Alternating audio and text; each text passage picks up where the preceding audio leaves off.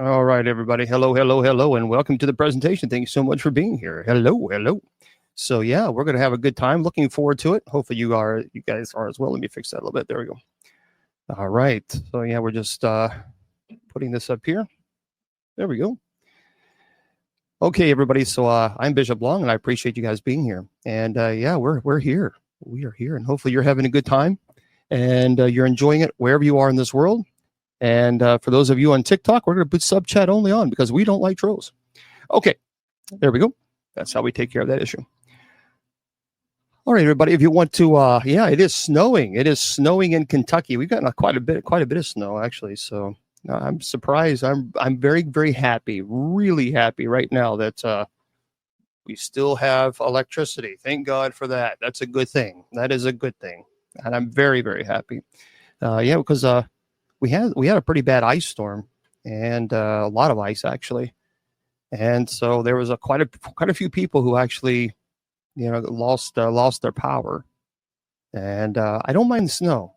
I don't mind the snow. I just don't like the ice. I don't like the ice. I am not. No. I don't. I'm definitely not an ice kind of guy, because when you have ice, you can't drive. Electricity goes off. It's just no fun at all. Yeah. So a lot of people are, I have some friends down in Florida. It's like, oh yeah, I'm just out on the beach. I'm like, oh yeah. All right, everybody. So for a couple things here. We want you to go to a website. All right. And that website is kgradb.com.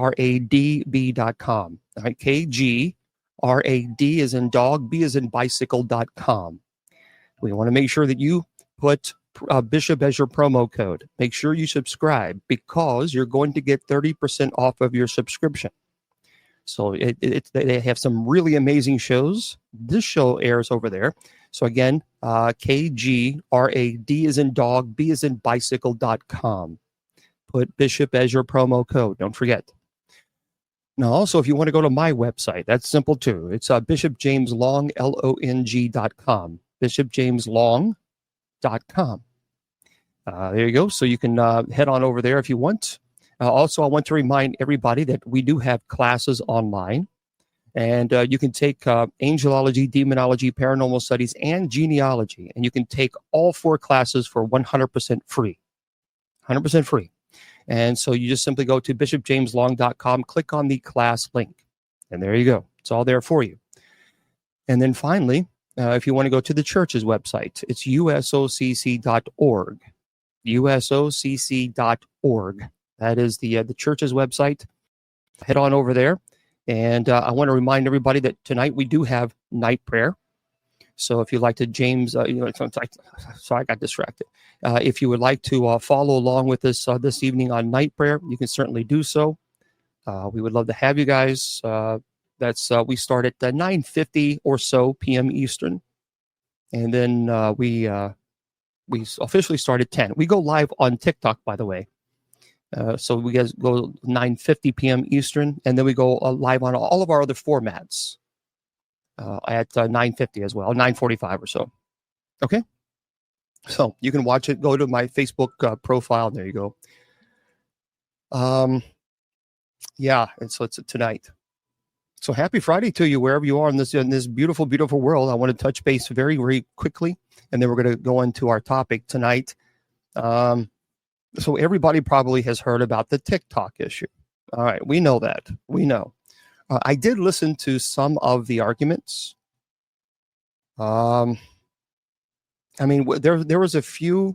There were a few justices that you could tell that they kind of agreed with TikTok, but it seemed that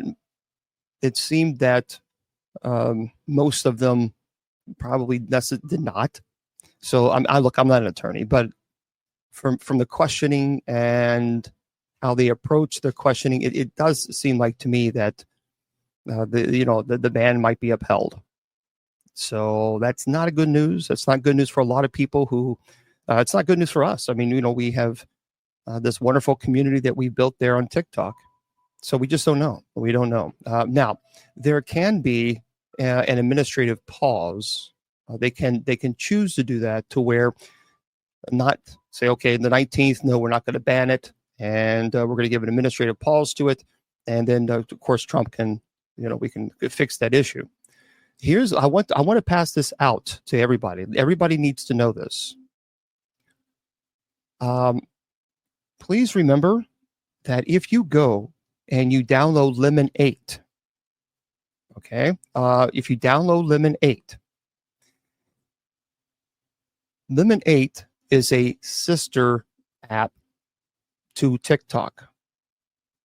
Okay, so TikTok is owned by ByteDance, and so is Lemon 8. So they are both owned by the same company.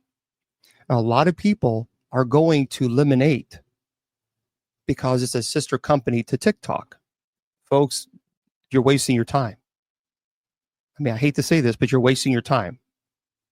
Because if, in fact, TikTok does get banned, then Lemon 8 is also going to get banned. So you have to just keep that in mind. So stupid video. So you have to keep that in mind.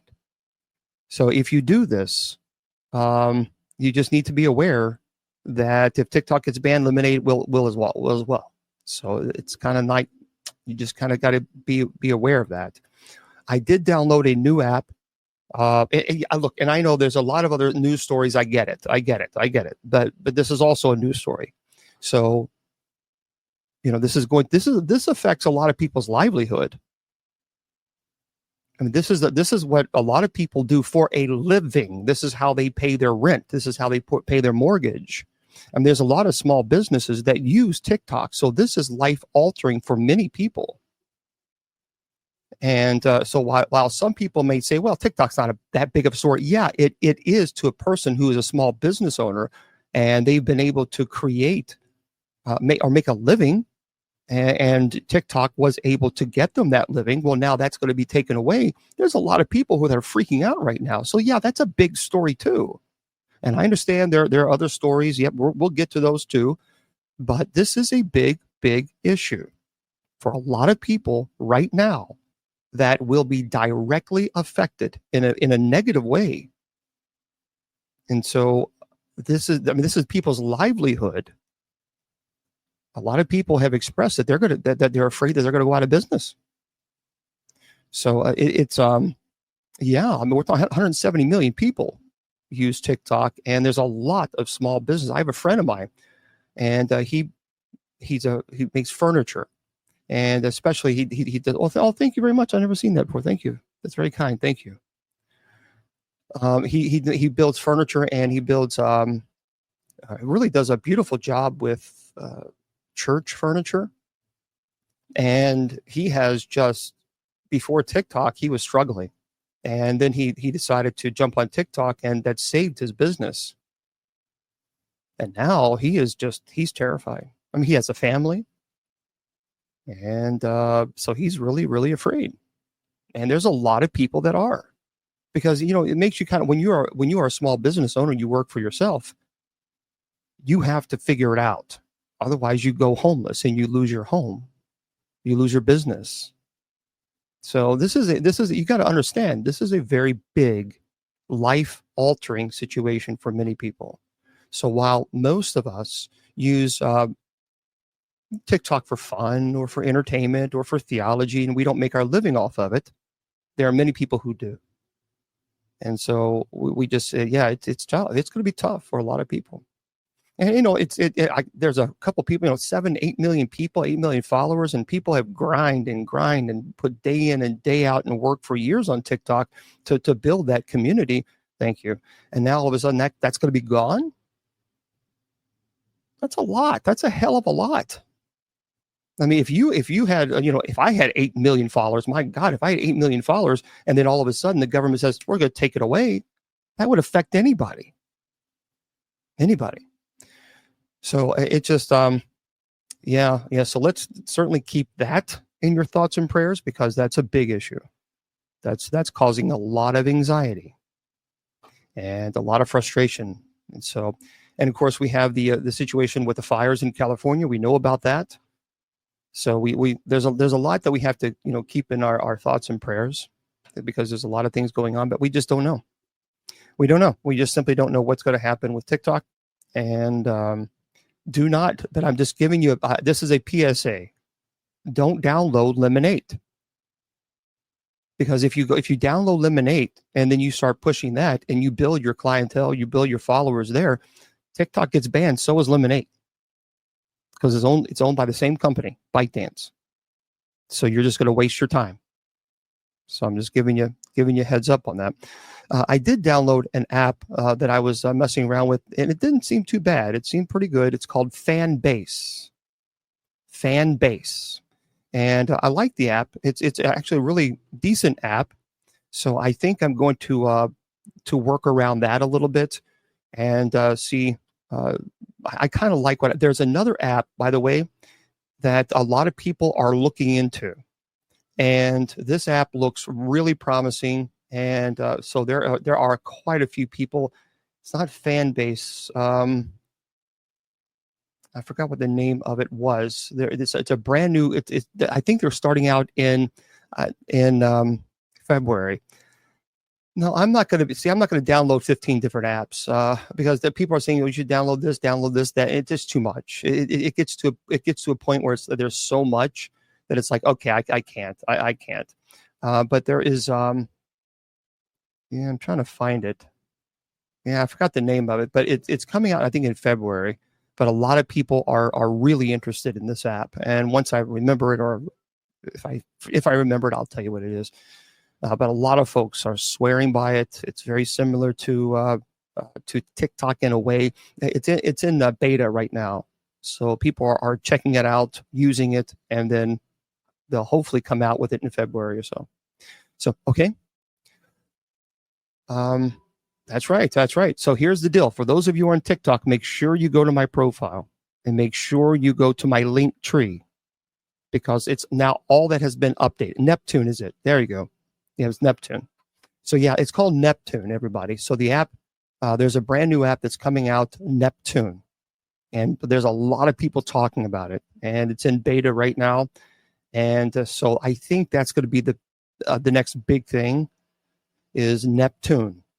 So just remember that. Well, actually, it's in beta right now. So you can't. It's not rolled out yet. So they're just in the testing phase. And then from there, hopefully they'll be rolling it out pretty soon. So, but there we go. So that's your PSA announcement, and there we go. But I am on Fanbase now. So if TikTok goes away, then Fanbase will be the one that I use quite heavily until I check out Neptune, and I might stick with Fanbase. I don't know. We'll see.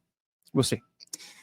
All right. Well, happy Friday to you guys. I appreciate you all being here. And some of the condolences on Christine, so I don't know what's going on there. But yeah, I have quite a few chats open right now, so I can't. There's a lot going on here, so we'll figure that out. So remember, don't forget tomorrow.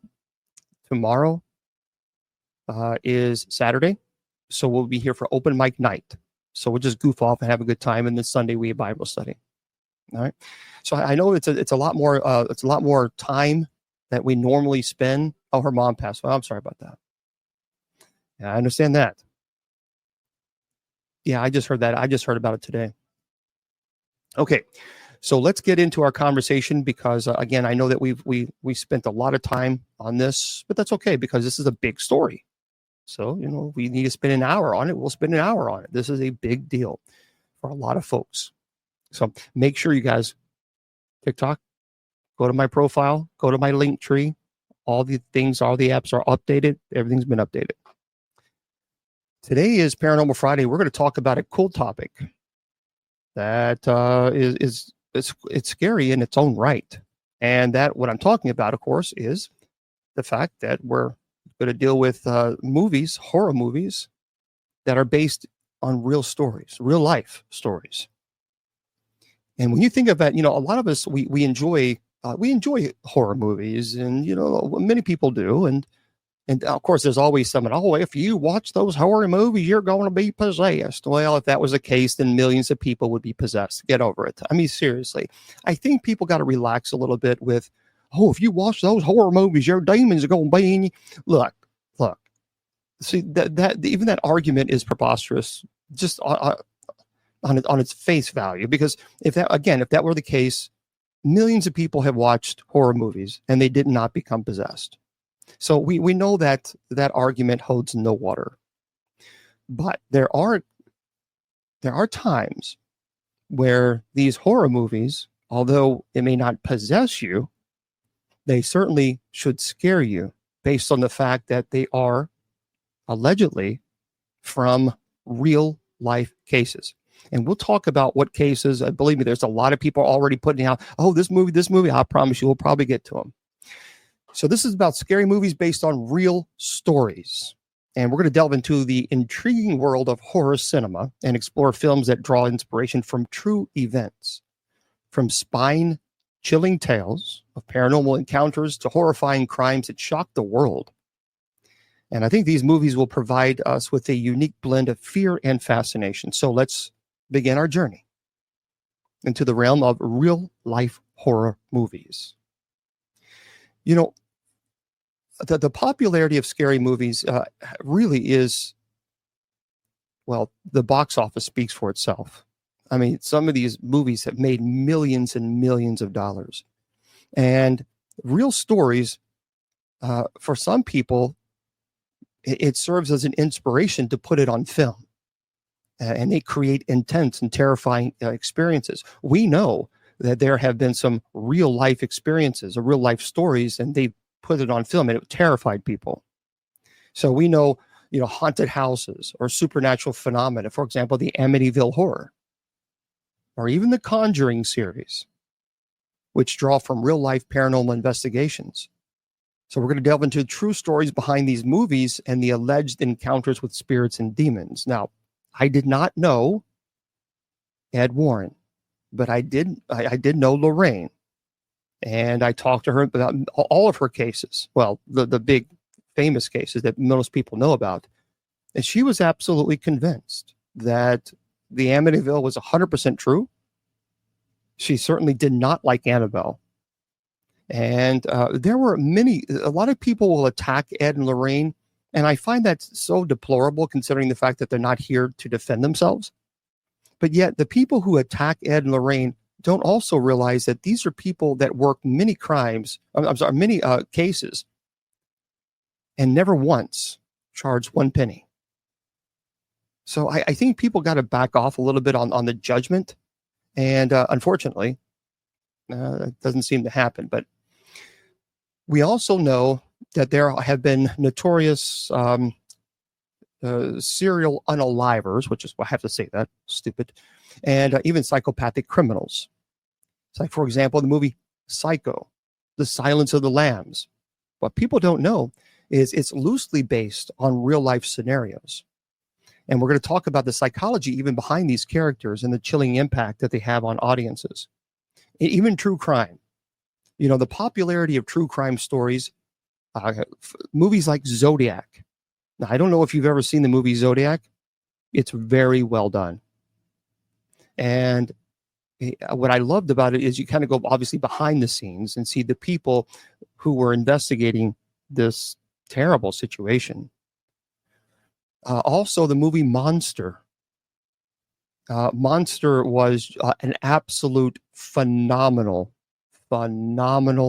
movie based on Eileen Wuornos. Eileen Wuornos was a serial killer. She was a terrible. She unalived 7 people.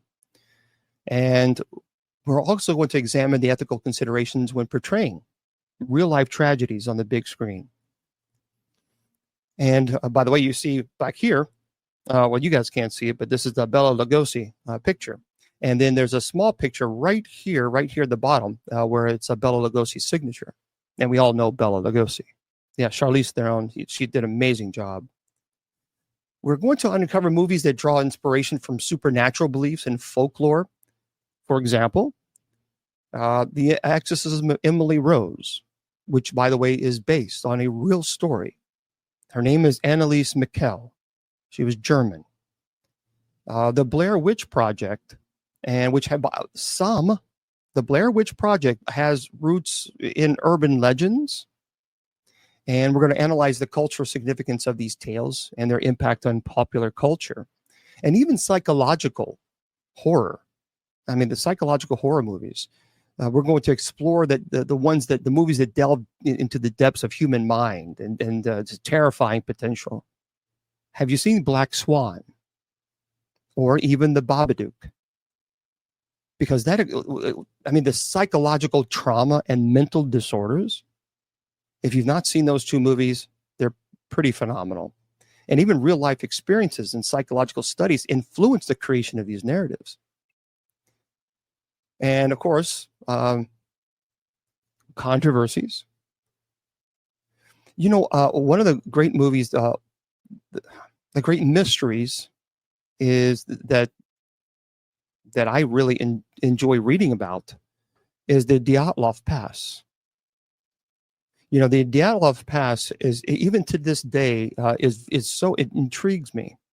For those of you who don't know, it's, in Russia and Siberia, these Russian students, they were incredibly well versed in hiking and skiing.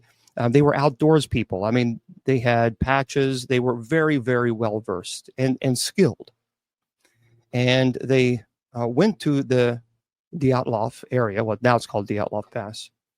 And something terrible happened. Now, there's a lot of theories as far as what happened, and there's too many questions. People say, well, it was some form of avalanche. I just don't buy that. I don't buy it, because these people were not incompetent. They knew the wilderness very, very well. They weren't amateurs. Something to me, I think happened. I don't know what it was, but it certainly was pretty powerful. I hate these commercials on this damn thing. So anyway, okay. What makes these movies, I think, even more captivating is when they're based on, many of them are based on real stories. So the idea that events that we're witnessing on screen actually happened, or they were inspired by true events, adds an extra layer of fear and intrigue. And for me, and for many people, it blurs the line between fiction and reality, which leaves us wondering if these terrifying tales could actually happen. And a lot of people say, "Oh, there's no way they can happen," but they do. And as we embark on this journey into the reality of real life horror, we're going to explore movies that draw inspiration from a variety of sources: paranormal encounters, haunted houses, chilling crimes, serial killers, psychopaths, and in the world of true crime, where filmmakers bring to life some of the most shocking and disturbing cases that have gripped the world. So we're going to, examine how supernatural beliefs and folklore and urban legends find their way into horror genre, which creates a sense of unease and terror. We'll also discuss the controversies surrounding the portrayal of real-life tragedies for entertainment purposes and the ethical considerations that arise from it. And hopefully by the end of this presentation, I hope you'll gain a deeper understanding of the allure of scary movies based on real stories, because I believe they tap into our primal fear. They challenge our perception of reality. They provide us with a means to explore the darker aspects of human experience.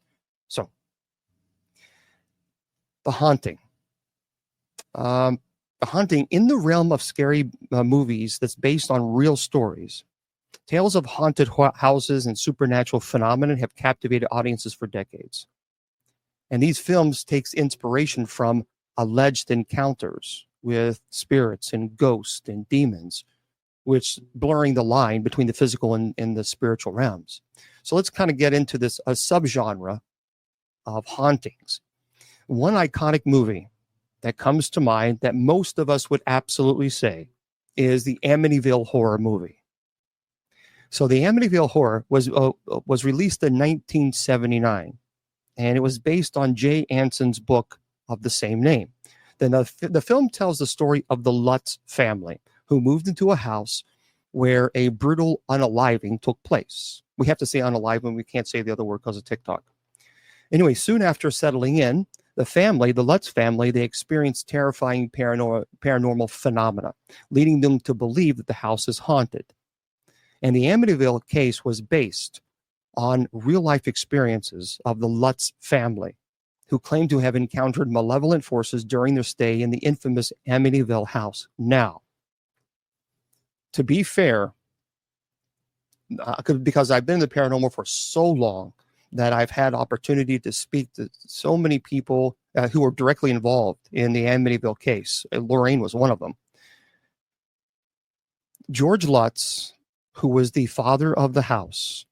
So hold on, folks. I promise you. But right now, we're gonna go down the list. George Lutz, from what many people have told me, including, by the way, one of the family members who had talked about this, was practiced Satanism. And he was very, very heavily involved into the occult. And allegedly, he did a lot of things that he should not have done. And after this activity, then after him conjuring, if you will, the activity began to increase. A lot of dead flies, it was just an infestation. So the issue also, this was about 15 years ago when I interviewed an individual who was related to the family, had stated that originally they bought the house at an unbelievably discounted price. And because there was a horrible unaliving in that home. That's a real story. So it was a terrible, terrible unaliving situation where a father unalived his family. And they got the house at an amazingly discounted price, but George, his business wasn't doing so well. And even though they got it at a rock bottom price, they were having trouble paying the mortgage. So the one argument is that he and his attorney, because they were friends, they were in the room, in the living room, and they were thinking about ways to kind of maybe try to get out of paying the mortgage on this home. And that is when that's what a lot of people who are very much against the Amityville house, the proponents would say it was all a made up lie because George Lutz couldn't pay for the mortgage. So they created this story that it was demonic and it was evil and all this other stuff, so that somehow they thought that was a way for them to get out from underneath the mortgage.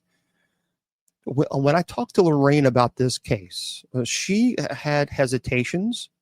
She didn't dismiss the claim as far as him being involved in some things that he should not have been involved in. But one thing that she did say is that she brought in a clergy member, and this clergy member was a friend of hers. And he came in to the house and he told everybody just to wait outside and let me go in. I'm going to bless the home. I'm going to see what happens. I don't want anyone to. So he goes into the home. Something happens. So he goes up into one of the rooms and there's flies everywhere. There's dead flies everywhere. I mean, it's just, they're everywhere. And he hears this growl, this unbelievably deep growl. And he runs out of this home and he says, that's it. I'm never, ever going back in. So he wouldn't return Lorraine's calls. He said, I'm not coming back into this home. There's no way. This is way above what I'm able to do. So she said something really frightened this guy. And he was a clergy that was pretty focused and seasoned. I wouldn't say so much as maybe as an exorcist, but he was seasoned as far as these, working cases. But he refused. So at least with his perspective, something really evil was there.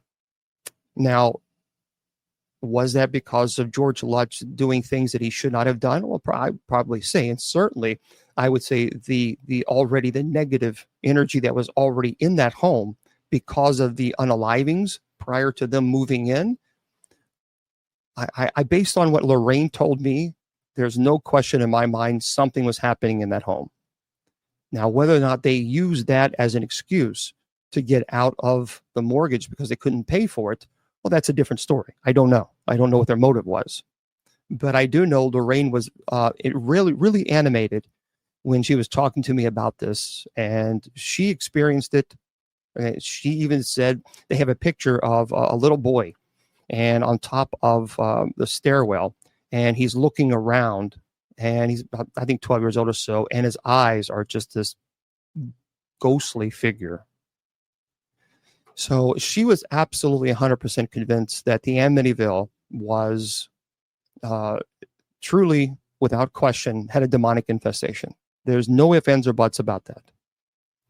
So whether or not whether you feel it was because of George Lutz inviting it or that there was a previous, irrelevant, she believed there was something present. Another notable film series that draw from real life investigations is The Conjuring. All right, now look, there's a lot of debate on The Conjuring, and I would encourage everybody.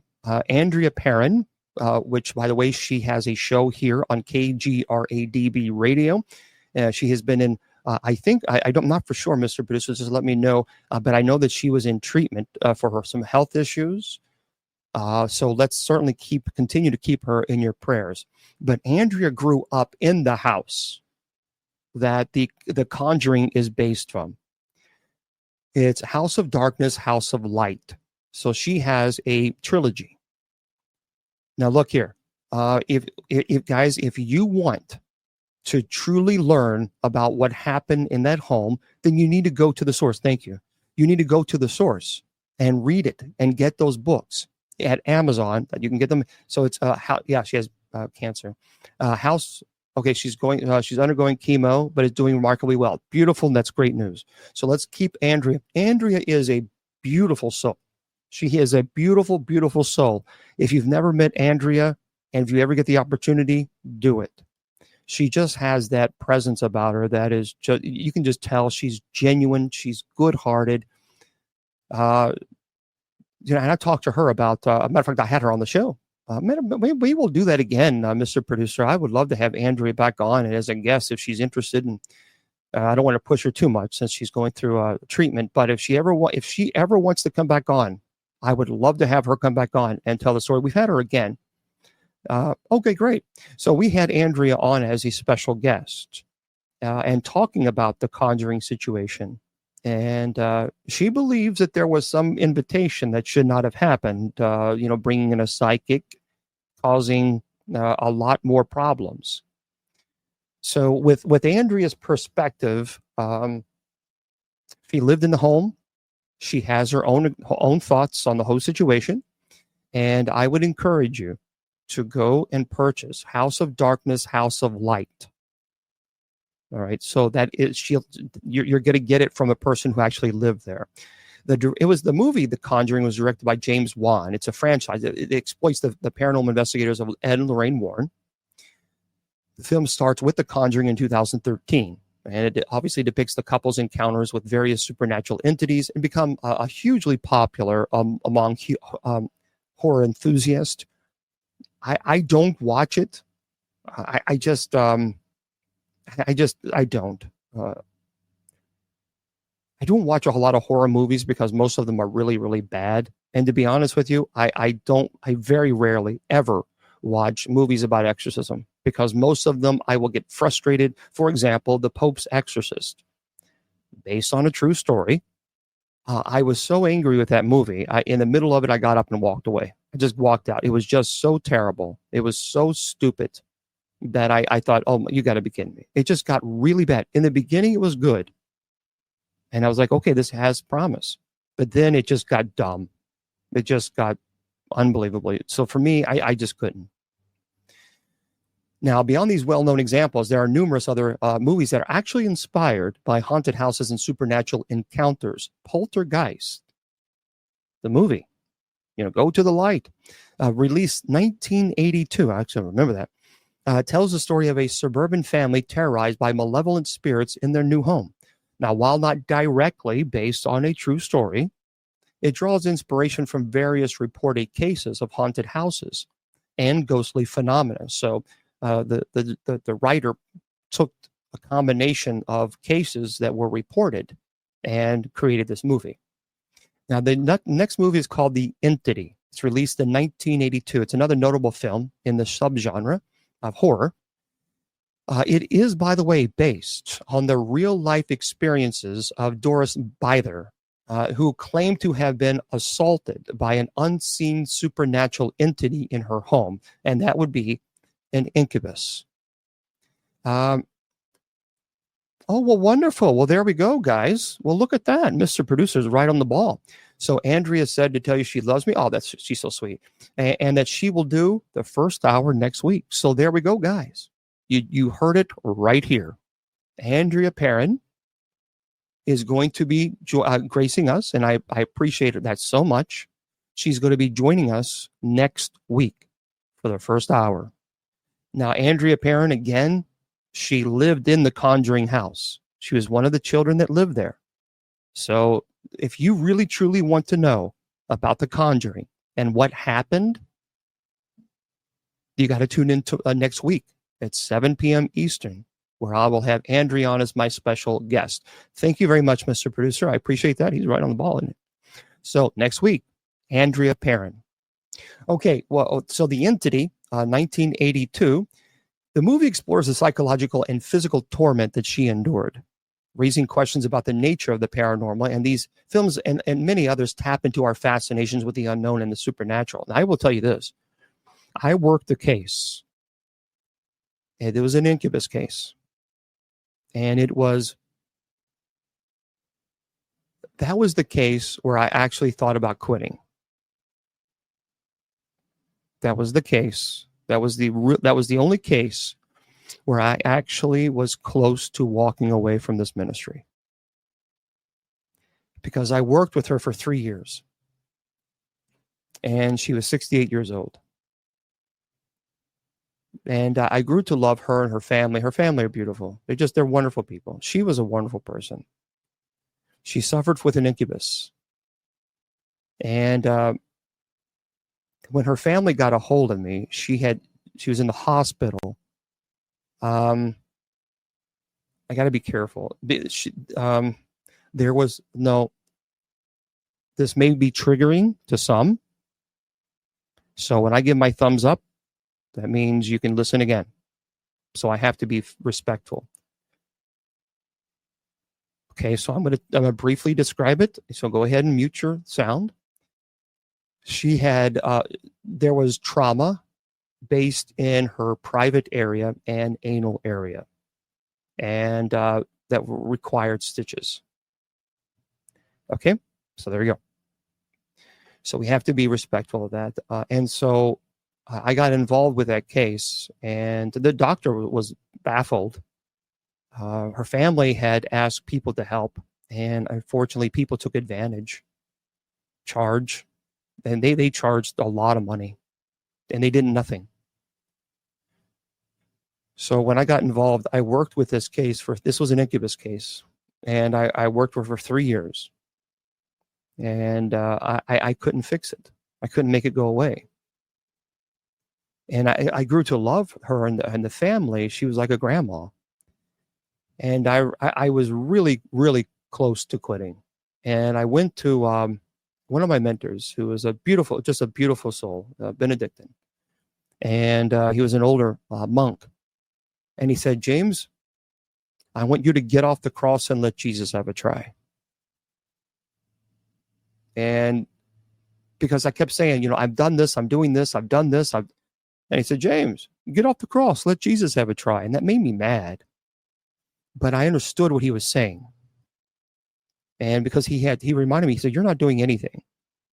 You are an instrument that God is using, and this person will be delivered in God's time, not yours.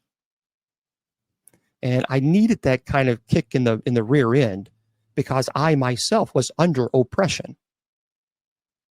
Because I was very close to retiring and quitting because I couldn't fix it. Because then I kept thinking, well, maybe someone more holier than me, someone more intelligent, more experienced, someone else. And I had to learn that lesson. So she had been suffering this for 5 years, 5 years. And she had to eventually stop driving. And so, but I worked with her, and then the last year of her life, she was no longer being hurt Now, she would still feel, she called them bed walkers. She described them as 10-pound, like 10-pound dogs. Or her daughter said cat, but she told me dogs. She was like 10-pound animals, whatever. And she could feel them walking on her bed. So when she was linked, she could feel them slowly creeping up, and then it would attack her. We actually are the only team in the entire world that has the video where she is laying down and you see her bed sheets rise and fall and rise. I mean, they're like 3-4 feet off the bed and fall and rise and fall. And sometimes when I do presentations, I'm allowed to show that video. It's very intense, very intense. Okay, so these movies, they offer a thrilling blend of suspense and terror and even skepticism as we question whether these alleged hauntings and ghostly encounters could indeed be real. But whether you believe in the paranormal or not, I think these movies provide us a chilling glimpse into a world where the line between the living and the dead becomes blurred. So as we continue our exploration of scary movies based on real stories, we're going to venture into the dark and twisted realm of serial killers and psychopaths. So let's delve into the realm of this very, for me, I love psychology. So this is a chilling subgenre of scary movies based on real stories. And these films draw inspiration from dark minds of individuals who commit heinous crimes. We're going to explore the psychology behind their actions and the terror they inflict upon their victims. So some of the most spine-fearing movies is, of course, Alfred Hitchcock's movie Psycho. By the way, for those of you who don't know, Psycho was inspired by the real-life crimes of serial killer Ed Gein. And the film tells the story of Norman Bates, a disturbed motel owner with a split personality. Psycho not only revolutionized the horror genre, but also left an indelible mark on popular culture. Its iconic shower scene becoming one of the most memorable moments in cinematic history. Another chilling film that's based on real-life events, Silence of the Lambs, which, by the way, let me see. Hold on. Let me show you this. I might make some popping noise. Hold on. One second.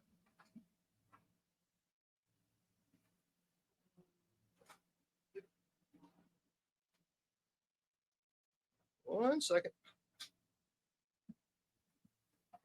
I wasn't going to show this, but I thought, why not?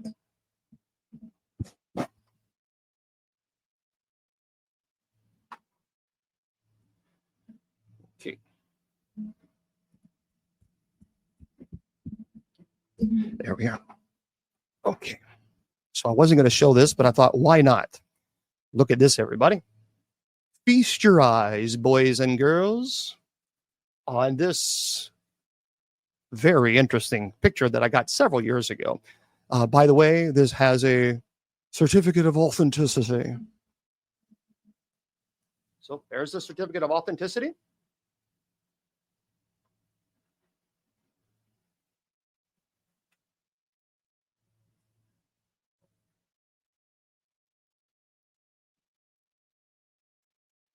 Yep. It is the one and only Anthony Hopkins. You guys can see that.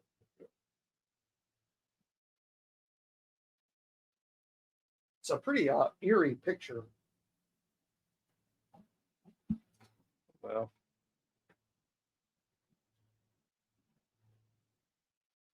yeah. So yeah, I got that several years ago and added to my collection, if you will. Now, so the Silence of the Lambs, it's actually 1991. It's adapted by Thomas Harris's novel. It follows an FBI trainee, Clarice Starling, as she seeks to help the incarcerated cannibalistic serial killer, Dr. Hannibal Lecter, to catch another deranged unaliver known as Buffalo Bill. The Silence of the Lambs explores the twisted mind of Lecter, played masterfully by Anthony Hopkins, and leaves audience captivated and disturbed. Movies beyond these classics, by the way, Zodiac, 2007. It is really it's a phenomenal movie. Directed by David Fincher. The film is based on a true story of the Zodiac Unaliver. So stupid you have to say that, isn't it? It's an unidentified serial killer who operated in California during the late 1960s and 70s. Zodiac, he portrays the obsessive hunt for the unaliver and the impact that it has on those involved, highlighting the fear and the paranoia that gripped the community during that time. Another notable film is Monster. Monster in 2003. This was unbelievable. If you have not seen this movie, if you like these type of movies, these genres that get into the real psychology of a person, you have to watch this. They never did, Homer. No. So Monster is based on the real life of serial killer Annalise Wuornos and Charlize Theron. Transformative. I mean, it really. The performance she gave, it garnered critical acclaim as she portrayed Wuornos, Wuornos was a prostitute who unalived several men. The film delves into the psychological complexities of Wuornos' life and the events that led her down the path of violence. I don't know. Did she win? I think she did win the Academy Award, didn't she? If she didn't, she should have. Now, these movies not only entertain, but also raise questions about the nature of evil, the fragility of the human mind, and the motivations beyond these abhorrent acts. Of course, another television show that was on Netflix, Dahmer. Folks, that Dahmer is unbelievable. If you've not seen it, here's the deal with Dahmer. People ask me, do I think Dahmer, and even Gacy, the movie Gacy, do I think that they were possessed? Well, here's what Dahmer, I think there could have been a form of possession going on. Here's why. So Dahmer would go into a trance, and he began to get heavily involved in some really bad things, Satanism. And what he would do is watch The Exorcist 3. So there's a particular scene that he would watch that he just became obsessed with prior to doing terrible things. And it would put him in a trance. And now there was one gentleman that he did take back to a hotel. He says he has no memory whatsoever of doing any harm to this person. But obviously he woke up the next morning and this person's, chest had been caved in. It was terrible. So he has no memory of that. That does fall into alignment with the possibility of possession. Because when you're under the stage of possession, you have no memory of the stage of being possessed. You remember what led up to possession. But it seemed like he had this ritual prior to doing some terrible, terrible things. So I think in Dahmer's case, there certainly could have been possession, could have been a situation. Matter of fact, a family purchased these, and he was a young man. I think he was 17, and he became obsessed with Dahmer when Dahmer was imprisoned, and he was like a pen pal. And Dahmer, I think, became infatuated with this young man, and so he asked Dahmer if he could have something of his, as like a keepsake kind of a thing. And so Dahmer did send something to him, and his family found out, and they contacted me and said, "We don't want this. We take this out of our home. What do we do with it? Do we throw it away?" Because they were absolutely convinced that their son, could be drawn in. They just didn't know. So they did. Dahmer actually sent him this. These are a pair of glasses from Dahmer. That's his note.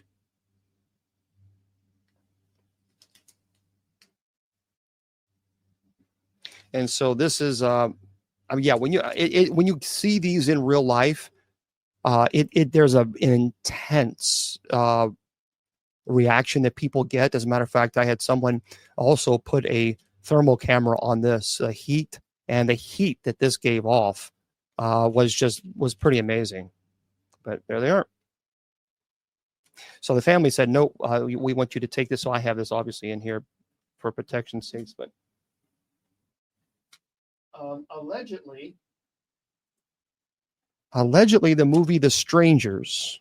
The Strangers is based on a true story, allegedly. And I had the opportunity to, when I was at a paranormal conference giving a presentation on demonology, I got to meet the main actor in The Strangers, and it was really nice because he was actually very, very kind, and he actually signed one of the props that was used in the movie. So this is his signature there. You can't see. There you go. And he was really, really a nice guy. He said, lock your doors and pretend you're safe. And so anyway, that's his signature here. And he also signed, I got my hands on this, and he signed this. And on the back of this, I'm not going to take it out, but it says number 1 because it was the prop number 1, and then he assigned it. So there you go. Little show and tell for tonight too. So as we continue, let's join me as we uncover the shocking and captivating world of crimes that grip the public's attention, inspired filmmakers to create tales of horror and suspense. So now let's turn our attention to the captivating world of true crimes, which we talked briefly about, a subgenre of scary movies. And we talked about Zodiac. The Zodiac, again, if you've not seen it, watch it. Monster, 2003. Absolutely amazing. Hello there. Truly fascinating. Now, there's another movie called in 2003.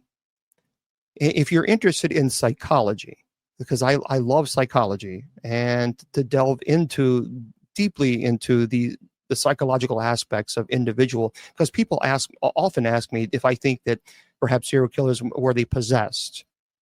Well, when you go into the mind, I think some of them were not. Because they're absolute. You see the motivation, you see the intent.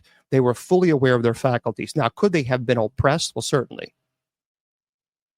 But Dahmer is an interesting case, and so is Gacy.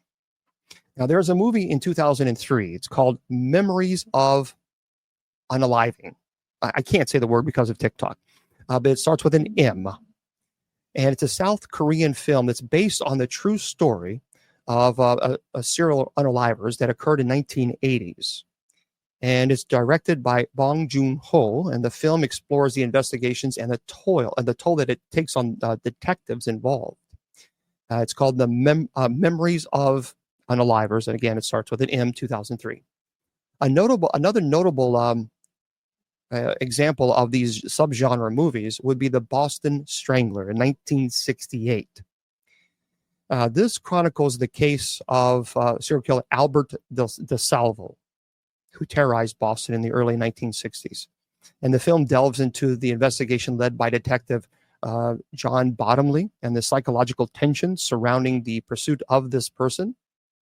Also, I tell you,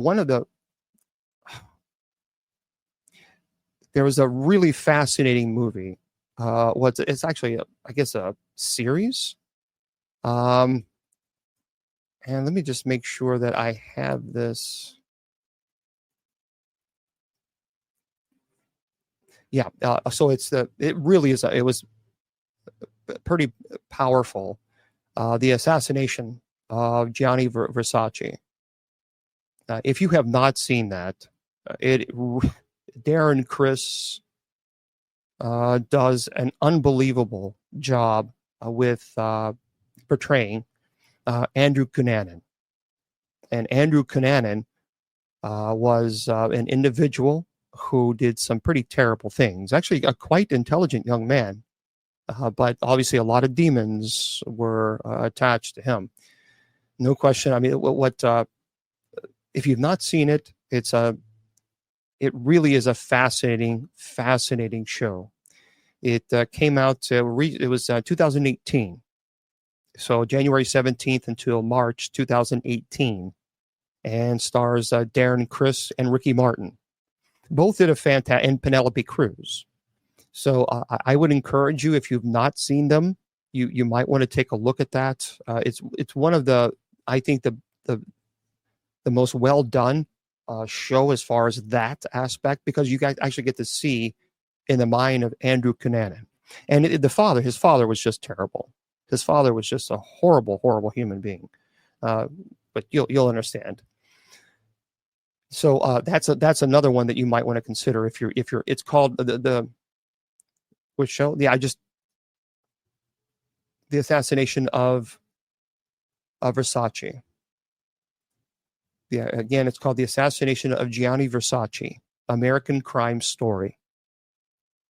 And yeah, it stars Darren Criss and Ricky Martin, Penelope Cruz. Okay. So now let's explore the captivating world of supernatural tales and folklore. That is another subgenre of scary movies that draws inspiration from myths, legends, and paranormal beliefs. The film delves into the realms of the unknown, which obviously blurs the boundaries between reality and the supernatural. So first of all, let's talk about an iconic film. As far as a possession, The Exorcism of Emily Rose. It is based on the true story of Anneliese Michel. She's German. It is the film explores the horrifying ordeal of a young woman believed to be possessed by demons. It delves into the legal and spiritual battle that ensued as her possession was subjected to both medical and religious scrutiny. I actually did a presentation on this, and I'll do another one. I believe, based on what I have seen in the case file, I was able to look at the case files and to listen. So I have the sound bites that are legit. There are some sound bites that are not real online. Based on what I saw and what I read, I am absolutely convinced that she was possessed. There's no ifs, ands, or buts about that. None. Now, I think there was neglect on her family, on the family's part, and there absolutely was neglect with clergy. So maybe one day I'll do another presentation on that again, because I was actually at the Exorcist house. So I did a presentation on Anneliese Michel and John Doe, basically the Exorcist, the story from the Exorcist. So I was at when I did the Travel Channel show in 2015, that everyone went crazy and nuts, being rude and disrespectful, because it was a blessing of a home. So I did that show on the Travel Channel. It was a live show. And so, but what people don't know about that is the reason that I did that is because the family had contacted the producers, and the mother or the wife, she was pregnant. And she did not want to bring a child into that home without it having been blessed. So maybe one day I'll do a presentation on that again, because it's been a while, and we can talk about my experience with that. So we talked briefly about the Blair Witch Project. Now, whether or not you like the Blair Witch Project or not, I'm not a fan of movies where it looks like the camera operator is having a seizure. So I've never been a fan of that. So it's like, okay, keep the camera still, please. I don't need to look like it. That drives me nuts. And in 1999, there were so many movies that did that because they thought, oh, great, the Blair Witch Project was so successful. Let's make all the movies look like the cameraman is having a seizure. And it was so irritating. It was so irritating. But whether or not you like the Blair Witch or not, it was pretty phenomenal. The fact that you can't argue, they made a substantial income on this. Oh, I tell you what, Archbishop, it was terrible. I have never, when I did the Exorcism live show, there were so many people that were vicious clergy within the Roman Catholic Church that were really vicious and said some pretty nasty things, really nasty. And I thought, well, what happened to Christian brotherhood and sisterhood and love and compassion and not judging people?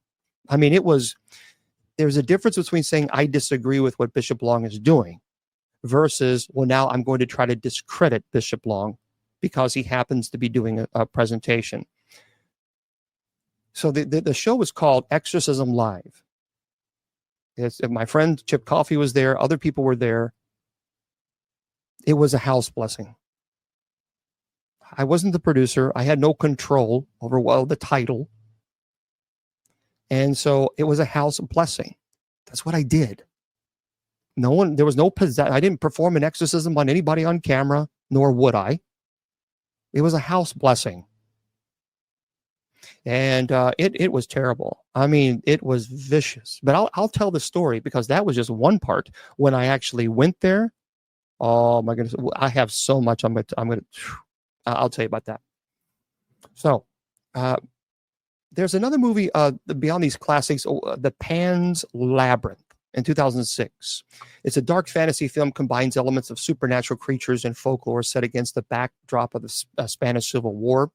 It tells the story of a young girl who escapes into a mythical labyrinth to cope with the harsh realities of her surroundings. Crimson Peak in 2015. There was another one. Here's the problem with I will not watch a movie that has any form of incantation. I will not. So if they are, summoning demons and they're chanting, I'm not going to participate in that. I won't watch it. There's nothing that I need to see on that. And people always say, well, all horror movies are all demonic. And everyone gets possessed if they watch. If you watch a great big shark going around terrorizing people, you're not going to be possessed. If that was the case, as I said in the very beginning, then every single person who watched the horror movie would be possessed. But there are movies that do cross the line. And those movies that cross the line, I don't watch. I just don't watch. Now, there are also a lot of psychological horror movies that are based on true stories. So in 1974, the Texas Chainsaw Massacre, it was inspired by a real-life serial killer, Ed Gein. And the film follows a group of friends who encounter a family of cannibals while on a road trip. Now, the Texas Chainsaw Massacre is a classic horror film. It's in rural Texas. It was intense, graphic violence. So a lot of people, I don't necessarily watch those type of movies, but some people do. We've talked about The Exorcism of Emily Rose. I think the movie is known for a blending courtroom drama with horror elements. Now, there's a lot of people who think that Emily Rose was not possessed. I would disagree. And when I do a presentation, I'll talk to you about that next time. We talked about the Amityville Horror. Remember, the occupants of this family, the DeFeo family, or Ronald DeFeo Jr., he unalived his parents and 4 siblings in 1974. And so there was that in of itself was pretty horrible. There's another movie called Wolf Creek in 2005. This actually was inspired by a real-life Australian serial killer, Ivan Milat. And the film follows a group of backpackers who become the target of this horrible person. So Wolf Creek is a horror film that was released in 2005. And again, it follows a group of backpackers. And it's known for its intense and brutal scenes. And it's loosely based on true events. And then, of course, now The Nightmare on Elm Street. I remember this when it came out, 1984. Now, obviously, it's though not entirely based on true events. What's interesting that a lot of people don't know about this one is it drew inspiration from a newspaper article about a series of mysterious passing people passed away that occurred during the Laotian refugees who were suffering from disturbing nightmares. And the movies takes inspiration from alleged real-life events, but it's important to remember they are fictionalized versions of those stories. So that's where it came from. It was released in 1984, follows the story of a group of teenagers who are being stalked and unalived in their dreams by Freddy Krueger. Okay, so we know about that. Now, horror movies that are based on real-life events have always, I think, been a topic of discussion and debate. And while the films have the potential to entertain, frighten, and educate audiences, They can also raise ethical concerns, and they face controversies. So first of all, I think I'm going to list some of the impacts and controversies that are associated with horror movies based on real life events. So for example, sensationalizing tragedy. One of the main controversies surrounding these films is the concern that they exploit the real life events that are based on for entertainment purposes. A lot of people who don't like these movies like Monster, that's based on Eileen Wuornos, or Gacy, the critics argue that this can be disrespectful to the victims and their families. And also people argue that it creates fear and anxiety. So yeah, we talked about it. We talked about Amityville earlier. So horror movies based on real life events often depicts violence and trauma and terror. And while some audiences seek that adrenaline rush, the movies can exacerbate fears and anxieties, especially for those directly impacted by real life events. By the way, the movie Jaws, it had such an impact on people that unfortunately, and I do mean unfortunately, that the hunting of sharks became truly problematic, that it was directly affecting the ecosystem. And while I'm not a big fan of going out there and swimming with sharks, because I'm not, but at the same time, they're very, very important. And so there were a lot of fishermen that went out and just did terrible things to so many sharks. And so Jaws, as a matter of fact, even the author of the Jaws said, yeah, he kind of regretted that because it was truly problematic, almost to the point of extinction. So they generate public interest. So the film often sparked public interest in discourse. And they can encourage individuals to research and learn more about historical incidents and controversies, which is good. Here's a big problem. Every time there is an exorcism movie, I am slammed. I mean, I am slammed with people saying that they're possessed every single time. And that is a problem too, because if you're familiar with the movie and you know what happened in the movie, then unfortunately the people will list off, well, this happened exactly what happened to the main character in the movie. And that does happen quite a bit, and that's frustrating. So you kind of, if you're trained in this, you know what to look for and what to say. I don't think that's true. Now, sometimes the release of horror movies based on real life events can lead to legal battles between the filmmakers and the subjects involved. So the disputes may arise from like defamation, invasion of privacy, copyright infringement. And people say that many of these movies distorts the facts. So in an attempt to create a more engaging narrative, horror movies based on real life events may take creative liberties and then deviate from actual events, because that can blur the line between fiction and reality. And of course, a lot of people who say these movies inspire copycat behavior. Some people argue, and I think they have a legitimate argument there. Some argue that these movies can inspire copycat behavior, especially if they glamorize, romanticize the actions of real life perpetrators. And that concern raises the question of whether the potential risk outweighs the artistic or entertainment value. Other critics say, well, what about it fostering empathy and understanding? So on the flip side, some proponents argue that horror movies based on real life events can foster empathy and understanding. So by visualizing the horrors faced by others, these films they say, look, it raises awareness, which prompts discussions about societal issues, etc. So horror movies that's based on real life events have significant impact on both individuals and society as a whole. And while they provide entertainment and provoke discussions and controversies surrounding their ethical implications, can't be ignored. And filmmakers and audiences need to strike a balance between entertainment value and sensitivity towards the real life events that they actually depict. I know that actually now it's kind of interesting, but the mobsters that, were out, in Gotti and things of this nature. It does seem, I don't know why society seems to prop up these people who used to be, for example, in the mafia. Now they're celebrities. You're a celebrity because you were in the mafia? And a lot of people will argue, now, wait a minute, movies are doing this. For example, we all know Casino and Goodfellas and movies like this.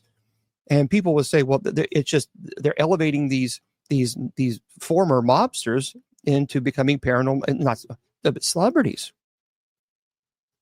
And there's a lot of people that question whether or not that should happen. Now, again, for those of you who don't know, Poltergeist 1, 2, and 3, and this is by D.K. Randall. Here's what a lot of people don't know. There are 3 notoriously cursed horror movies. Three of them. And let me tell you what they are. First, Poltergeist 1, 2, and 3. See, it was directed by Tobe Hooper and produced by Steven Spielberg. The original Poltergeist told the terrifying tale of a family who became besieged by a malicious haunting that culminated in their youngest daughter being pulled through a portal to the other side. Well, listen to that. Tragedy would notoriously follow the cast and crew, however, with Dominic Dunne, who played Dana, being unalived by her boyfriend. Julian Beck, who played Kane, passed away of stomach cancer. Will Sampson, who played Taylor, he passed away of surgery complications. Perhaps most tragically of all, the film series' young protagonist Heather O'Rourke died of septic shock. Another movie that's allegedly supposed to have been cursed is The Exorcist. So when it was released, the original Exorcist was so terrifying that some unsuspecting cinemagoers ended up passing out in the theater. Things didn't get much better behind the cameras either. So when shooting began in 1972, a fire tore through the set of Reagan McNeil's home, causing extensive damage. And in a peculiar twist, by the way, the room used for the actual exorcism escaped unscathed. Actors Jack McGowan and Leslie Milarius both passed away shortly after filming and wrapped, and both Linda Blair and Max suffered the loss of a close family members during filming. Jason Miller's son nearly passed away in a motorcycle accident, and several factors were injured on set. By the way, her back. Of course, we all know the actress who played the young girl. Her back was actually, did some serious damage to her back when it was going up and down in the bed. She really said that it just almost destroyed her back. Yeah, Linda Blair. And the movie The Omen, that's supposed to be cursed. The Omen, another supernatural horror classic. The Omen followed the story of Damien, a seemingly innocuous young boy who just happened to be the son of Satan himself. A mere 2 months before filming started, the son of actor Gregory Peck unalived himself. And then when Peck was flying to London in September, his plane was struck by lightning. The same thing happened to executive producer Mace Newfield a few weeks later. And then producer Harvey Bernhard narrowly avoided being struck by lightning while filming in Rome. Quote, the devil was at work and he didn't want the film made, he said. An animal handler who worked on the crazy baboon scene was mauled by a tiger shortly after filming wrapped up on Friday the 13th. Special effects artist John Richardson was involved in a car accident. And while he did escape with his life, his passenger assistant, Liz Moore, unfortunately did not. I can't really say because of TikTok, but anyway, to cap it all off, a plane that was used to charter the film before being switched at the last minute went down a short time after taking off, resulting in the deaths of everyone on board. So apparently these 3 movies, yeah, absolutely. And of course, yeah. And yeah, and even Bela Lugosi. Yeah, it's a sign by Bela Lugosi. And Bela Lugosi, poor guy, he was just typecast afterwards. But okay. Well, see, a lot of people, let me open it up for TikTok. A lot of people believe that these movies that were cursed, the directors believe that it was because that something didn't want this information to be presented.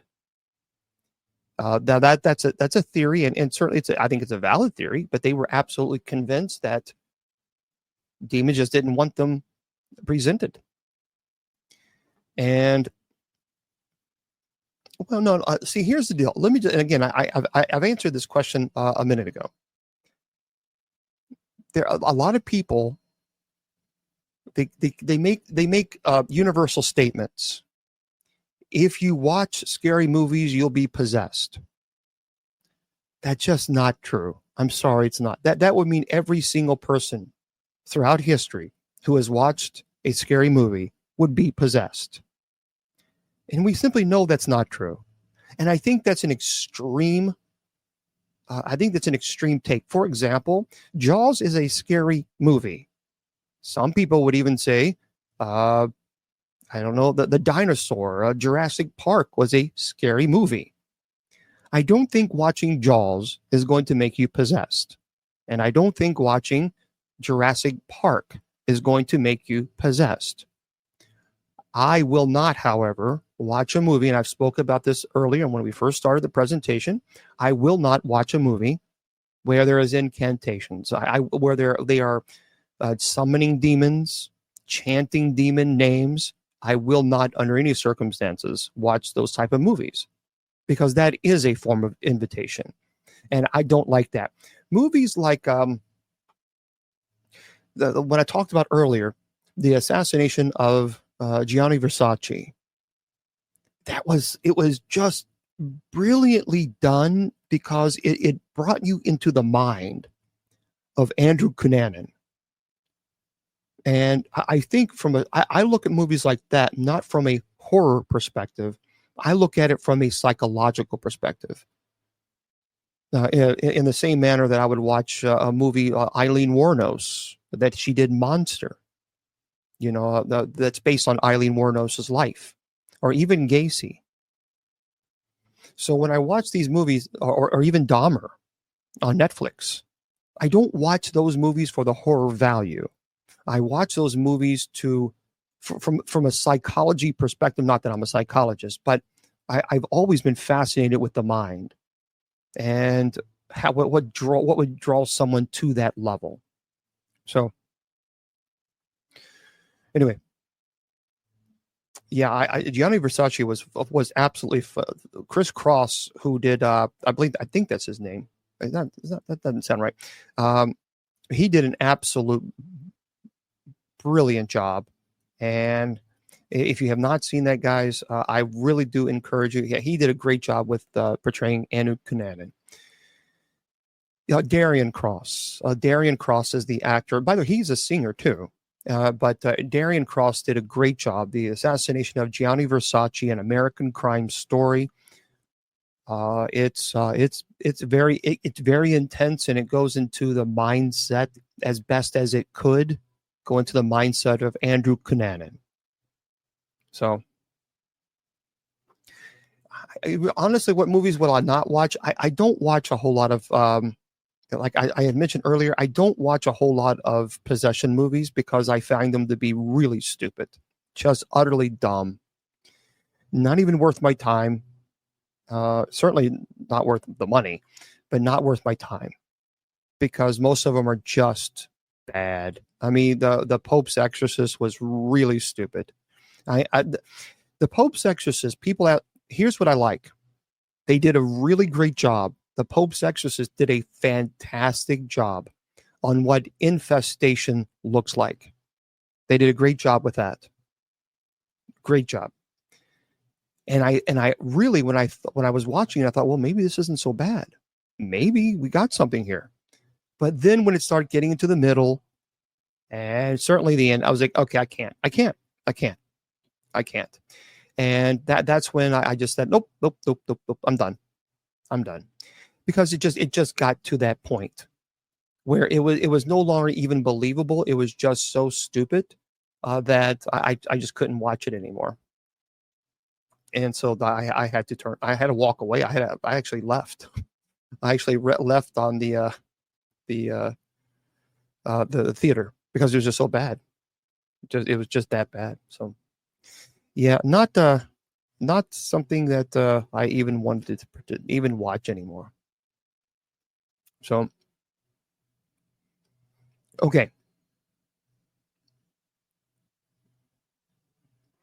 Yeah, you have to. Yeah, someone's asking me on Messenger. Look, here's the deal. Now, Emily Rose, I thought was well done. There were some things that were obviously, I think, some creative licensing was certainly occurred, but I think that they did the best they could on the what was testified in court, not only by the family but also by the clergy, which the clergy were very neglectful, as well as the family. So I'll do a presentation on that as well. I'll do another presentation on that. But someone was asking me about exorcism. Look, here's the deal. I'm not the exorcist police. So I'm not here to say, someone's asking, do you think this person, I'm not here to say whether this person is an exorcist or that. That's not my job. That's judgment. I don't do that nonsense. I don't play that game. There are exorcists in other denominations. And I have friends that are exorcists in other denominations, and they're very great people. But I also, look, I'm fully aware there are people that are not properly trained. They're just not, or they think everything is a demon. Everything. I was like, oh, good grief. I mean, everything is a demon. It's not. It's just not. And I think that's kind of frustrating for people like myself who are other clergy and deal with these cases, because it's kind of like it kind of gets old when everything is I mean, there are teams out there that have no training in demonology whatsoever, and then they go to these cases, and because they hear a noise, oh, it's a demon. How do you know it's a demon? Just because there's a noise, how do you know? So I think there's an extreme level to that. And the thing also is, you should not get involved in this ministry if you're trying to make a buck. Don't do it. Don't get involved. Do not, because if you do, the devil's already beaten you. Plain and simple, the devil's already beaten you. Your integrity must be pure. And I understand people are going to say, well, yeah, but Bishop, people got to pay bills. I get it. But here's the problem. The moment that you tell someone, okay, I charge $1,000 for an exorcism, then it's, well, the devil, remember, 1 Peter says, do not give the devil a chance to work on you. The devil says, oh, come on. This state's a little further. Charge $3,000. You can charge $5,000. You got a major problem coming up with your car's having issues, charge $10,000. And so with us, and it's not easy, but I have never charged. And at one time, and while that may be, some people say, yay, raw, Bishop. Okay, that wasn't raw, because I put $15,000 on my credit card at one time, helping people for free. And the people that kept going on and on and on and on about, oh, so,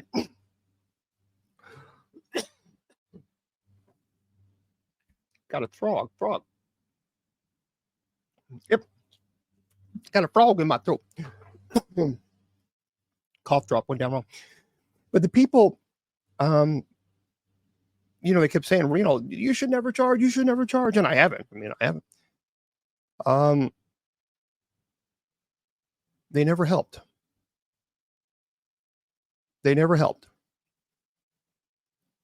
So the people that kept telling me, oh, you shouldn't charge, it's evil, it's wrong, it's an abomination.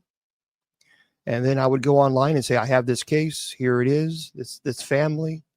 they're located here. It's 10 hours away. I've got to find a way to get there. Oh, you do it for free. Yay, Bishop Long. But they never offered to help. But they were absolutely be the very first ones to tell me, oh, you're going to burn the fiery pits of hell if you charge.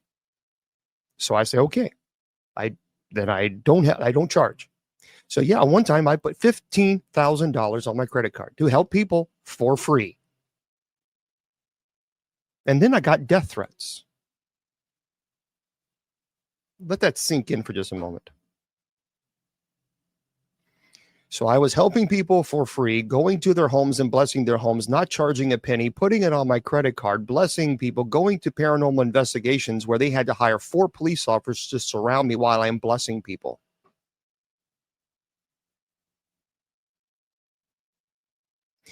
So, it was taking a toll. I was taking a major toll. Yeah, it does. It costs a lot of money when you're going out of town. Intentions are good. You might have good intentions, but it could put you in bankruptcy. So all those people, oh, you should never charge. You should never charge. They never once open their pocketbook and make a donation to me so I can get to it. So I would even went on one time went on Facebook and said, okay, all you people are telling me never charge, which I haven't. So I need help. Please help me get to this family. No. We'll pray for you. Okay, I got you. See. Well, thank you very much. Thank you. Yep. It's true. That's true. And in St. Louis, as a matter of fact, I went to that home. I was talking about that earlier. Cain and Abel offspring. Yes. Cain and Abel were the children of Adam and Eve. So, but while it may be nice to have good intentions, you still have to have a way to get there. And Judy Ann is a friend. She's a good friend of mine. And many times I go to Judy Ann and say, help. Well, Judy Ann can't do it all the time. And nor should she do it all the time. But, she can't. So, well, here's money for a car rental or a hotel. We can't do that all the time. So it's, it's been one of those things, but I don't know anything about that, Lori. I don't know. And by the way, let me make this clear. Let me talk about ghost adventures. And then I'm going to talk about some articles that I found that I want to present to you guys. There's a few people up there, and I know there are some people that are not fans of ghost adventures. That's fine. But then I also hear them say, yeah, but it's all fake. See, that kind of bothers me because my question to them is, were you there? No. So then your opinion is based on what? Based on trolling. Because you weren't there. I was there at the Bobby Mackey's episodes. I was there 3 times in the episodes. I know what happened. And I also know I didn't charge. I don't work for Bobby Mackey's, and I don't work for Ghost Adventures. I did 3 episodes with them. I was present. I saw it. I was there. You weren't. So this trolling, well, I don't think it's real. You weren't there, sunshine. So if you were there, then you have a valid opinion. But just because you watch something on television, well, it wasn't real. Based on what? Well, based on what I saw on television. So you weren't there, so you don't know. I was. Here's the deal. Let me just make this very clear about Bobby Mackey's and the Ghost Adventures episodes, because that really is what propelled Ghost Adventures, that Bobby Mackey's episodes, because it was terrible. It was unbelievable. When I was there with the guys, I think they called me. I was at the hotel, and then they said, okay, it's time, I think around 2 a.m. or something. So I could already feel when I went under in the basement, I could already feel the oppression. I mean, it was palpable. It was very clear. And I remember being there. And so this was before they did the cameras. They turned the cameras on and they filmed. I said, guys, listen to me again. When I begin, I don't want you wandering off. I don't want you getting distracted. And when you say, okay, cut, I'm not cutting until I'm finished. That's the rule. And that's the same thing I told the Exorcism Live people at the Exorcist house. I don't care if you give me 10 minutes or 5 minutes. I don't care. But when the camera's cut, I'm still performing and cleansing this home. Otherwise, I won't do it. You need to find somebody else. And they did. They were very, very cordial, very respectful of that. So I told the guys, just be aware. that things are going to happen. You may hear growls, you may smell sulfur or rotten flesh, and that you can't get distracted. So you have to stay with me. Okay, okay. So we were at the well, I was there, and we all heard the growl. We all hear it. We all heard it. It was clear. And actually, I don't think the microphones picked it up as good as as loud as it really was. So I went back, and then Zach took off. Now, look, Zach is the owner and the executive producer. That's what he does. He films. He gets it on tries to get it on film. I get it. I understand the temptation. But when he came back, something had changed. Because Zach is a very kind-hearted person. So is Aaron and Nick. They're all, well, of course, Nick's no longer there, but they're very, very kind. When he came back, he was not, something had happened to him. His eyes were dilated. I mean, he wasn't gone that long, but it was problematic. So we go to the room.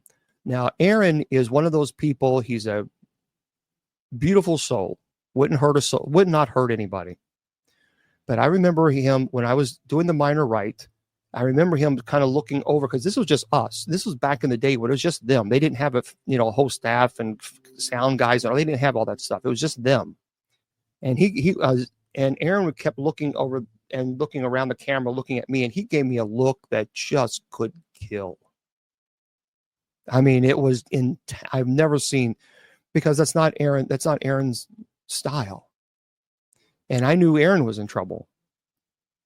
So it got so bad that when Zach kind of had his issue, that was it. I said, you guys, I have to cut cameras, because if you don't, then I can't be there. So we agreed to that prior to me showing up at Bobby Mackey's, that if something were to happen, I want all cameras cut. And they respectfully did that. Not one time did Zach or any of the guys ever ask me to say this or do this or turn that way or pretend that, because if they did, I would have walked out. Because I have spent over 20 years building up I have my integrity. I built up a reputation for being a credible clergy member, and I'm not going to throw that out to be on television, because there's no paycheck for it. There's no people say, you do this for celebrity status. You do things to become a celebrity so you can make money. I don't charge. It's kind of hard to make a lot of money when you don't charge. So celebrity status means nothing to me. Nothing. So I'm certainly not going to throw 20 years of work down the drain just to be on television. Don't think so. Not for anybody. And not only that, but I think it would be making a mockery of the ministry. So if anybody had ever said, well, pretend this and pretend, I would have said, you know what? I'm out of here. Goodbye.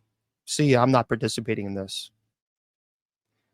Never once did they tell me anything. They never one time did they ever say, fake this or do it this way. They'll give me a script. As a matter of fact, I'm the one who told them, this is what we're doing. Okay. So I'm going to make that. So anybody who says, oh, you weren't there. I was. And I'll tell you straight out, if it was scripted, I'll tell you. If it was scripted, I wouldn't have been there.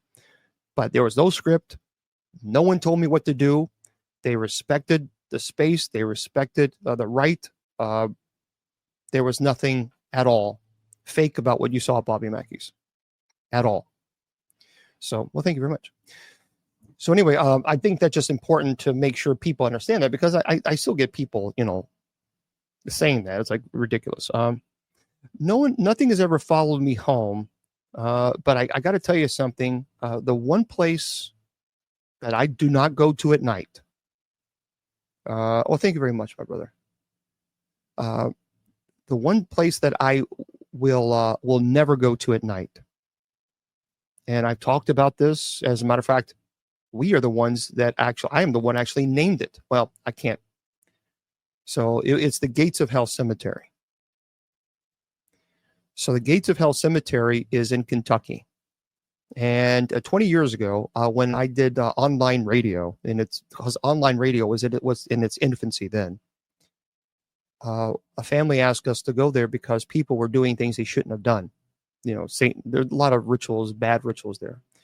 So we went there and all hell broke loose. I mean, that place, if you've ever seen the movie Silent Hill, that is that cemetery. Because during the day, it's one place, but at night, it comes alive. It is a different world. And so we went on to the radio when we had an online radio at that time and on a network. And I remember we were talking. I was like, man, this is like the gates of hell. And I was like, that's it. So that is how the gates of hell got its name. The Gates of Hell Cemetery in Kentucky, known as KC Cemetery. Do not go. I'm telling you, don't go. So that is a, I'm telling you guys, don't go. Because if you do, even after I said don't, and then you contact me and say, well, Bishop Long, I went to Gates of Hell Cemetery and now I have some major issues. I need you to fix it. I'm going to tell you, I'm sorry, but I can't. Because right now I have 21,000 emails and I'm so bombarded with requests. There's no way. I can't. So I'm letting you guys know right now, stay away from that place. I will not go there at night because there are things in that location that I can't define. To this day, I can't define it. There are things that I saw, as well as other people saw. We cannot define it. We don't know what it was. So I think if you can define it, it's one thing, but you can't. And I will not go there. There's no, that it's a place, you go there at night, you are purposely asking for trouble, and you will find it. Nope. That's all I'm going to say. I'm not going to, no. Nope. Listen to this. I want to. I want to talk about that tomorrow because that's a really cool topic for tomorrow night. By the way, so we're not leaving yet. We still have some time. Yeah, you're right. I will not, Archbishop. I will not go there at night. It is. You can watch it on my YouTube. If you go to my YouTube channel, I did a little documentary there, and you can see it. I didn't go there at night. But no. That place makes Bobby, and I've said this before, that place makes Bobby Mackey's looks like Disney World. Bobby Mackey's doesn't even compare to this location. Well, that's what I tried to do, Captain. Someone had asked me if a family member had relatives buried there many years ago, because it's no longer an active cemetery as far as people are not buried there anymore. And it was an old abandoned cemetery. No one even knew it existed over 20 years ago in the paranormal community. And we found it because a family had contacted us because people were going to that location and desecrating the graves and doing satanic rituals. As a matter of fact, I'll do another presentation on that. I actually broke down a satanic altar, which I took several items, and maybe one day I'll bring them and show them with you. I'll show them to you guys again. But this place, no, it's it is a bad place. Okay, let me just tell you a little bit about this. Hold on one second. I'm trying to find a really cool. I'll just do it. There is a new published archive that has detailing, and guys, you might want to check this out if you're interested in this topic. MK Ultra. Boy, I tell you what, something is very strange about that. MK Ultra. This was a true thing. So I have, yes, yeah, JJL. Still am Catholic. So yeah, I studied for the Roman Catholic priesthood for 6 years. I received my minor orders, and it was during graduate school that God was pulling me in this world. So over many years ago. So I thought, okay, God, 23 years ago. 24 years ago. Good grief. 25 years ago. So I said, okay, here's the deal. Listen to this. This is by T.K. Randall. A newly published archive details CIA's MK Ultra mind control program. Oh, I've always known, JJ. I knew I wanted to be a priest when I was 5. And I was one of those nerdy kids that was always at the neighborhood branch library, and I began to read books on demonology, and even at 9 years old, and I just kept reading and reading. Okay, so let's get into this one. So MK Ultra, for those of you who don't know, for 2 decades, the CIA conducted secretive experiments into mind control and psychological manipulation. True story. The highly controversial and clandestine program, which was founded in 1953, continued into 1973, involved the use of various mind-altering substances, procedures, and techniques to control and manipulate individuals, in many cases outside their knowledge or consent. Now, when details of the program were later uncovered by the New York Times, the CIA was subject to accusations of abuse of power, and its actions were condemned as a violation of human rights. Now, 50 years on, the National Security Archive has published online a treasure trove of documents and files pertaining not only to MK Ultra, but to several other similar CIA programs. So here are the code names. You can Google this if you want. Under code names that included MK Ultra. So just type in National Security Archive MK Ultra. Also, Bluebird.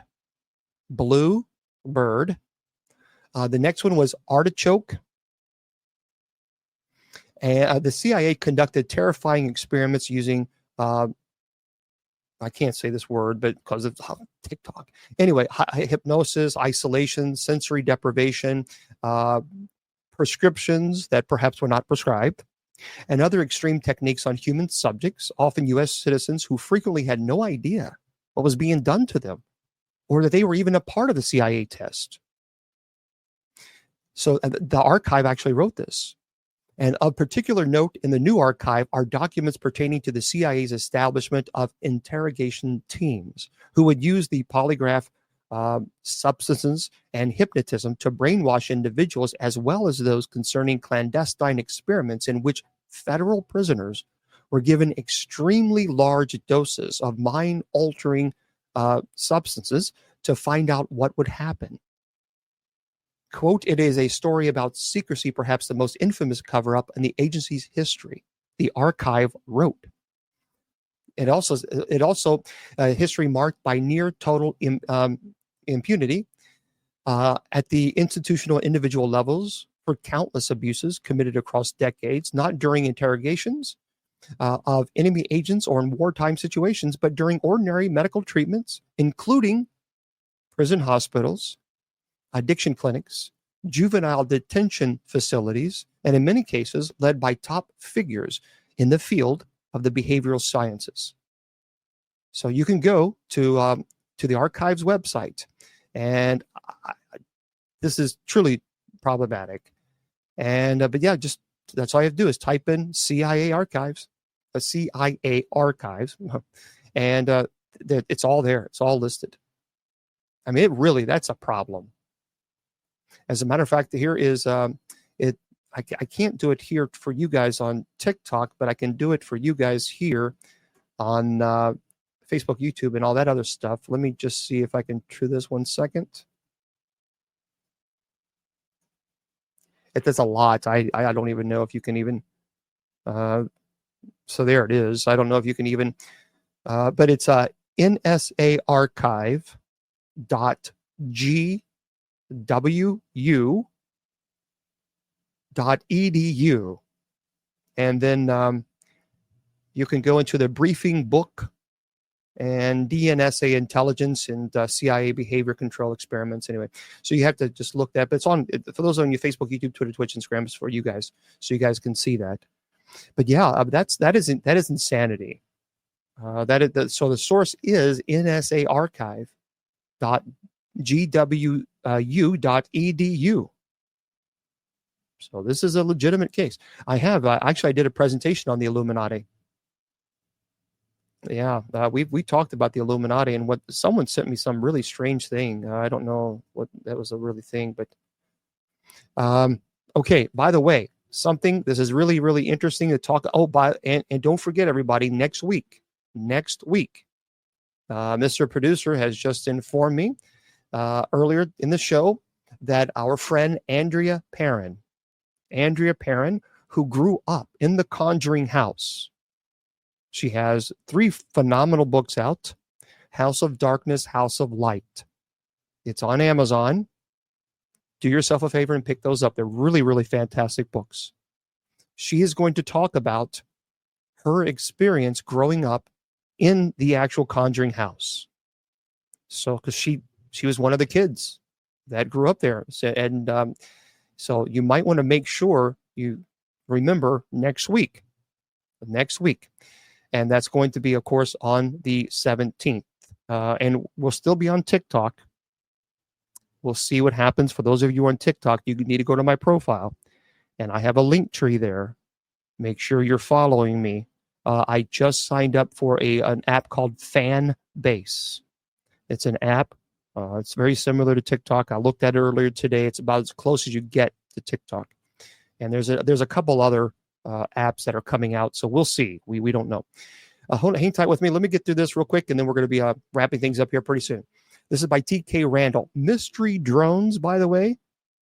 For those of all these mystery drones, well, TK Randall says they're part of a fake alien invasion cover-up, claims a ufologist.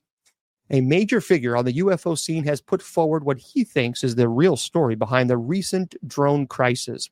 Exactly who or what is responsible for the recent wave of drone sightings over the U.S. and beyond continues to remain something of an enigma, with authorities left struggling to offer a definitive explanation for the phenomenon and the general public continuing to demand answers. Well, the drones, which have been sighted in large numbers in some cases, seems to be able to evade interception and have appeared over air bases and other sensitive facilities worldwide.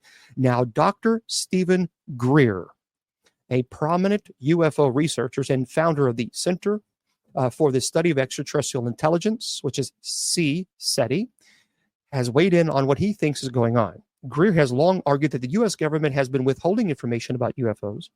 And speaking to Rob Fennery at Newsmax recently, he suggested that the drone incursions are designed to spark fear of an alien invasion in order to cover up the fact that U.S. weapon manufacturers have been working on a clandestine projects involving secretive advanced technologies for decades.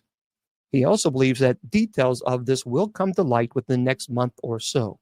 Says, quote, "We have a team about 6 different black sites that have been running illegal projects related to so-called UAPs and UFOs," he said. "Coming forward in the next 30 days or so, they will bring forth positive evidence for this and the fact that these programs have been run illegally and outside of constitutional oversight. Now, as things stand, we still don't really know if the drone sightings are even connected to the UFO phenomenon. Some argue, for example, that they could have be evidence of interference by foreign countries such as Russia or China.